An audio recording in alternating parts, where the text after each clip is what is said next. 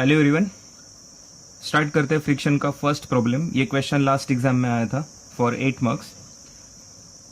10 degree wedges of negligible weight are use to just move the block of mass 100 kg। Question में आपको ये diagram दिया है और 3 ब्लॉक्स दिए डायग्राम में। ए ब्लॉक का मास दिया है 100 kg, ब्लॉक बी और ब्लॉक सी जो है ये दोनों वेजेस है और क्वेश्चन में क्लियरली मेंशन किया है वेजेस ऑफ निग्लिजिबल वेट। इसका मतलब block B and block C का वेट आपको कैलकुलेशन में कंसीडर नहीं करना है। नेक्स्ट, अब ये जो भी वेजेस मैंने यूज किए है बी एंड सी, ये क्यों यूज किया है? To just move the block of mass 100 kg। ये ब्लॉक ए को जिसका मास 100 kg है उसको मुझे अपवर्ड डायरेक्शन में मूव करना है। अब ये ब्लॉक ए अपवर्ड डायरेक्शन में मूव कब होगा? जब block B left to right direction में मूव होगा। और ब्लॉक बी को लेफ्ट टू राइट डायरेक्शन में मूव करने के लिए मैंने एक्सटर्नल फोर्स अप्लाई किया है P, correct. If mu is equals to 0.25 at all surfaces, that is coefficient of friction दिया, find the force P that should be applied on the wedge. तो ये P फोर्स, ऐसा कितना force मुझे इस block B के ऊपर apply करना पड़ेगा जिससे ये block B left to right direction में मूव होगा, simultaneously block A upward direction में मूव होगा, करेक्ट। ध्यान से देखो, ब्लॉक सी कहीं पर मूव हो रहा है क्या? नहीं, ब्लॉक सी डाउनवर्ड डायरेक्शन में मूव हो सकता था। अगर block B left to right आ रहा है तो जैसे जैसे block B left to right आएगा ब्लॉक सी डाउनवर्ड डायरेक्शन में जा सकता है, लेकिन यहाँ पर ये जो हॉरिजॉन्टल सरफेस है ये उसको डाउनवर्ड डायरेक्शन में नहीं जाने देगा। ब्लॉक ए के ऊपर देखो, यहाँ पर कोई हॉरिजॉन्टल सरफेस है नहीं है, तो ये ब्लॉक ए जो है वो इजीली अपवर्ड डायरेक्शन में जा सकता है। क्लियर? नेक्स्ट, तो सबसे पहले चेक करो यहाँ पर सरफेस रिएक्शंस कितने आएंगे और फ्रिक्शन कहाँ कहाँ पर होगा। तो ब्लॉक ए में देखो, ब्लॉक ए के ये जो 4 साइड्स है, इस रेक्टेंगल के जो 4 साइड्स है उसमें से ये ऊपर वाला साइड और लेफ्ट साइड वाला साइड यहाँ पर कोई फ्रिक्शन नहीं हो रहा है।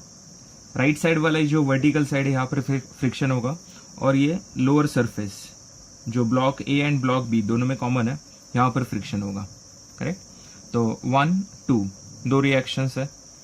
फिर यहाँ पर block A and block B दोनों के बीच में जो कॉमन सरफेस है वहां पर फ्रिक्शन हो रहा है। अब वहां पर इंटरनल रिएक्शन मिलेगा, क्लियर।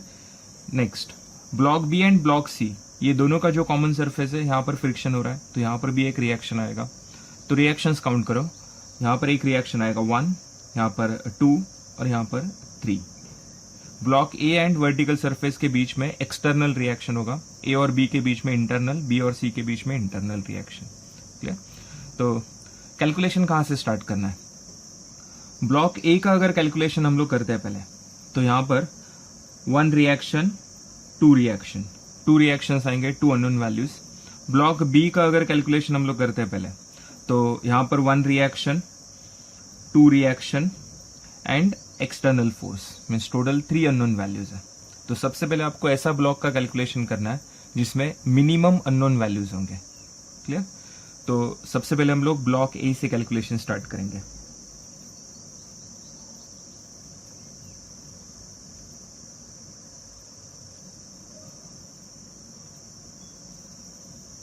ब्लॉक ए का मास आपको दिया है 100 kg। अब इस 100 kg को न्यूटन में कन्वर्ट करना है, इसलिए 9.81 से मल्टीप्लाई करेंगे। बॉडी का जो भी मास होता है वो हम लोग हमेशा वर्टिकली डाउनवर्ड डायरेक्शन में ही लेते हैं। नेक्स्ट, अब इमीडिएटली फ्रिक्शनल फोर्स के बारे में मत सोचो, सबसे पहले आपको डायरेक्शन ऑफ मोशन क्लियर करना है। वो एक बार कंफर्म हो गया तो फ्रिक्शनल फोर्स उसके अपोजिट लेना है। ब्लॉक बी जो है पी फोर्स अप्लाई करने की वजह से ब्लॉक बी जो है वो लेफ्ट टू राइट डायरेक्शन में आएगा, तो साइमल्टेनियसली ब्लॉक ए जो है वो अपवर्ड डायरेक्शन में मूव होगा। तो इसका मतलब ब्लॉक ए का ये जो वर्टिकल सरफेस है, जो वर्टिकल सरफेस को टच हो रहा है, वो पार्ट अपवर्ड डायरेक्शन में मूव हो रहा है, तो फ्रिक्शनल फोर्स डाउनवर्ड डायरेक्शन में आएगा और ये होगा surface reaction. Surface reaction, surface को हमेशा परपेंडिकुलर ड्रॉ करना है। सरफेस वर्टिकल है तो रिएक्शन हॉरिजॉन्टल आएगा। एंड फ्रिक्शनल सरफेस रिएक्शन हम लोग लेते हैं N1 एंड फ्रिक्शनल फोर्स का फॉर्मूला होता है म्यू एन ना, म्यू का वैल्यू दिया आपको 0.25 एंड N1 सरफेस रिएक्शन लिया मैंने। फिर उसके बाद ब्लॉक बी का ये horizontal surface left to right आ रहा है, तो ब्लॉक ए का horizontal surface right to left जाएगा। हमेशा याद रखो, जो कॉमन सरफेस होता है दोनों के बीच में फ्रिक्शन कब होगा, जब दोनों का डायरेक्शन ऑफ मोशन अपोजिट होगा तब। करेक्ट। तो ब्लॉक बी का horizontal surface left to right आ रहा है, तो ब्लॉक ए का horizontal surface right to left जाएगा, तभी दोनों के बीच में फ्रिक्शन होगा। तो ब्लॉक ए का horizontal surface left to right direction में जा रहा है, तो frictional force direction of motion right to left है and frictional force left to right है। तो यहाँ पर एक रिएक्शन हम लोग लेंगे N2। अब ये N2 जो है वो ए और बी दोनों के बीच में कॉमन है एंड फ्रिक्शनल फोर्स 0.25 N2। तो स्टार्ट करते हैं। Summation of F X, summation of F Y, दो ऑप्शन है अपने पास। तो समेशन ऑफ एफ एक्स से स्टार्ट कर रहा is equals to -N1 plus 0.25 N2। N1 left side जा रहा है इसलिए -0.25 N2 राइट साइड है इसलिए प्लस लिया, is equals to 0। Is equals to 0 क्यों आ गया, क्योंकि यहां पर मैं COE अप्लाई कर रहा हूं,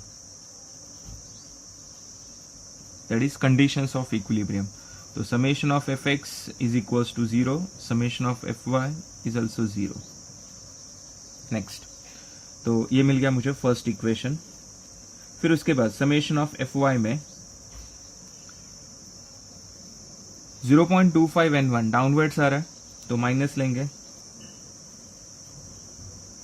नेक्स्ट N2 अपवर्ड डायरेक्शन में तो प्लस लिया एंड 100 इंटू 9.81 डाउनवर्ड्स है माइनस लिया, तो -0.25 N1 plus N2 is equals to 100 into 9.81। ये हो गया अपना सेकेंड इक्वेशन। अब ये दो इक्वेशंस हम लोग कैलकुलेटर में सॉल्व करेंगे। कैलकुलेटर में देखो,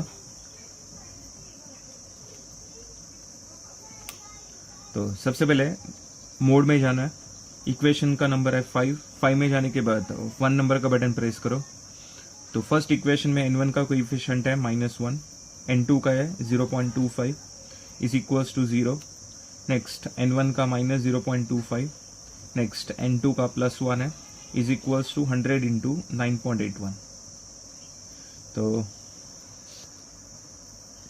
100 into 9.81,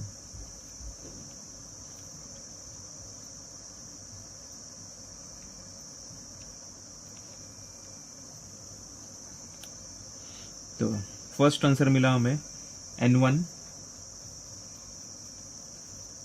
261.6 Newton and N2 is 1046.4 Newton. Next, अब इसके बाद हम लोग ब्लॉक बी का कैलकुलेशन स्टार्ट करेंगे।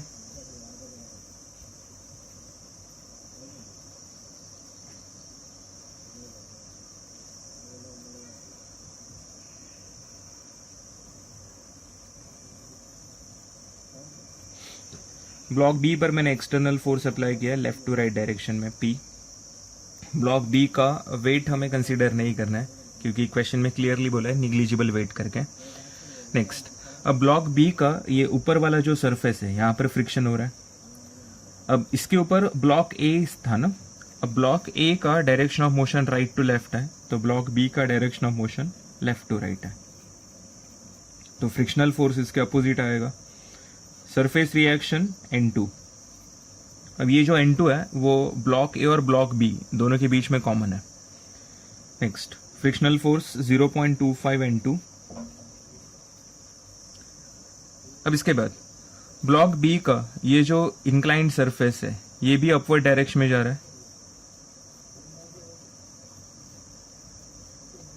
है एंड ब्लॉक सी का direction of motion upward direction में, तो फ्रिक्शनल फोर्स जो है वो डाउनवर्ड डायरेक्शन में आएगा 0.25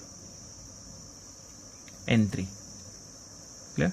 N3 सरफेस रिएक्शन, सरफेस को परपेंडिकुलर लिया मैंने। नेक्स्ट, अब डायग्राम में ध्यान से देखो, P हॉरिजॉन्टल है, 0.25 N2 हॉरिजॉन्टल, N2 वर्टिकल है, 0.25 N3 इंक्लाइंड है और ये वाला N3 भी इंक्लाइंड है। अब सब रिजोल्यूशन करने से पहले ये दोनों इंक्लाइंड फोर्स का इंक्लिनेशन आपको पहले फाइंड आउट करना है। क्लियर? नेक्स्ट, तो सबसे पहले मैं इस पॉइंट से एक हॉरिजॉन्टल लाइन ड्रॉ कर रहा हूँ। ये N3 जो है वो यहाँ पर परपेंडिकुलर है, सरफेस को परपेंडिकुलर। इस इंक्लाइंड सरफेस का इंक्लिनेशन आपको दिया है 10 डिग्री, करेक्ट? नेक्स्ट, ये अगर 10 डिग्री है तो ये भी कितना आएगा? 10 डिग्री। ऐसे एंगल्स को क्या कहते हैं? Alternate angle. ये टोटल एंगल 90 डिग्री है, तो 90 में से 10 माइनस करो, ये बचेगा 80 डिग्री।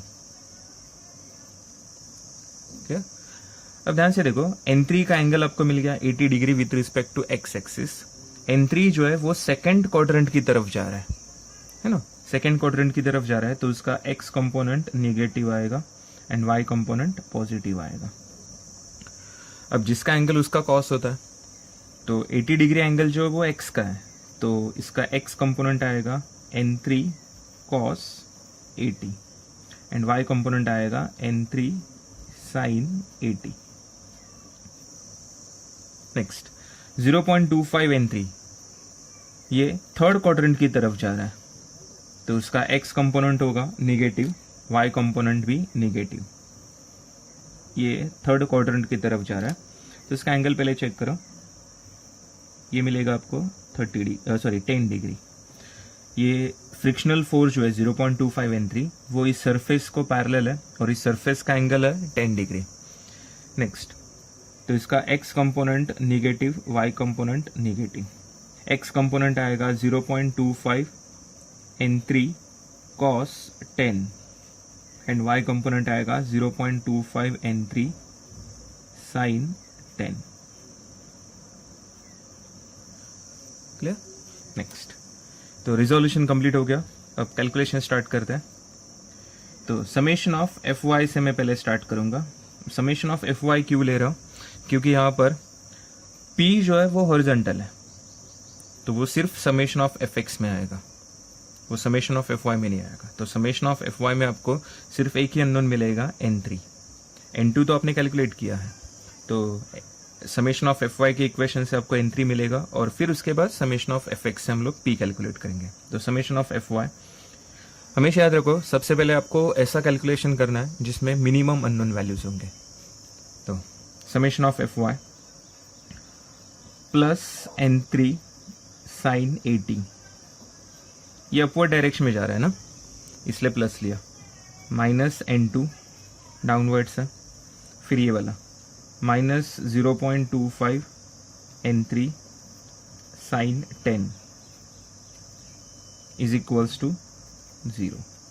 अब इसमें सिर्फ एक ही अननोन है N3, N2 का वैल्यू है 1046.4, तो N3 sine 80 minus 1046.4 minus 0.25 N3 sine 10 is equals to 0।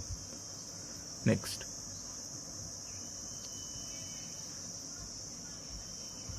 तो इसके आगे देखो एक ही अननोन है N3, तो सॉल्व फंक्शन यूज करेंगे। तो N3 जो अननोन है उसके जगह x पुट करो, अल्फा और ये बटन प्रेस किया, साइन 80 माइनस 1046.4 माइनस 0.25 ब्रैकेट के अंदर लिखा है मैंने, alpha X into sine 10 degree, bracket close, alpha calc is equals to 0। अब शिफ्ट कैल्क और कोई भी 2 डिजिट वाला फेवरेट नंबर टाइप करो and than equal button press करो। तो ये आंसर मिला हमें N3 1111.54 और लास्ट में summation of F X. Summation of F X में प्लस P राइट साइड जा रहा है, minus 0.25 N2 minus 0.25 N3 cos 10 and minus n3 cos 80 is equals to 0. Clear. Next, अब n2 n3 दोनों वैल्यूज है अपने पास, तो p माइनस 0.25 n2 का वैल्यू है 1046.4 minus 0.25 n3 is 1111.54 cos 10 minus 1111.54 cos 80 is equals to 0. तो ये कैलकुलेशंस करने के बाद आपको p का आंसर मिलेगा. तो 0.25 इंटू 1046.4 प्लस 0.25 इंटू 1111.54 cos